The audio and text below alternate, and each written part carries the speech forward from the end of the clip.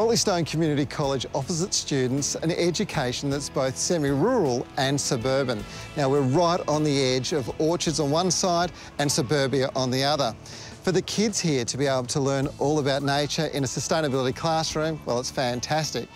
Peter Thatcher, the principal, and the team of dedicated teachers that look after this garden, well, they've done an amazing job. Part of this sustainability classroom included a fruit forest and raised veggie beds. Paul Huseman is looking after the gardens with the various teachers from different classes who use it.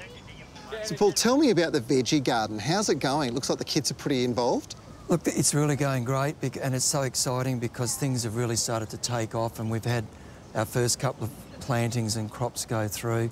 A lot of kids are coming in and they're doing little quizzes on what the different herbs are, the different vegetables and the fruits and everything like that, picking up all that sort of information, whereas previously they might not have known a lot of those things, you know, when we didn't have the garden. A lot of the students too have become involved in projects throughout the garden, and so they're now watching them grow, harvesting them, taking them into their classes and actually cooking them up into a healthy meal. The fruit trees are showing good growth for this time of the year, and we've used a lot of dwarf varieties here so kids could easily harvest without climbing ladders. One of the plans we had here for the garden was to have a fruit forest. I'm estimating with the number of trees you've got in here now that you're probably going to have 1,600 kilos or so of fruit in about 3 to 5 years. How's it working?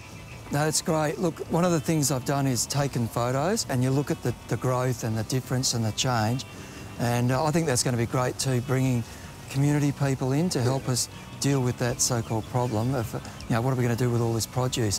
We're finding with this differentiated curriculum, we're getting lots of good positive responses back, and I think the good thing for the staff is that they're seeing students in a positive way, contributing that way, and we're having a lot less, you know, behaviour problems. The more kids we're, you know, cycling through here, it's been great for the college. The Sustainability Classroom project is an absolute once-off. I just wanted to create something that hopefully inspired members of government and leaders in our community to help find the funding that we need to roll this out right across Australia. Wouldn't it be fantastic for schools who desperately want this facility to be able to have it at their fingertips? I'd like to think I've done my bit by designing and funding this project to show just what's possible. I just hope that the potential is realised someday soon. Well, that's it for this week's show. We hope you enjoyed it. Now, next week's show is just as good as this week's show.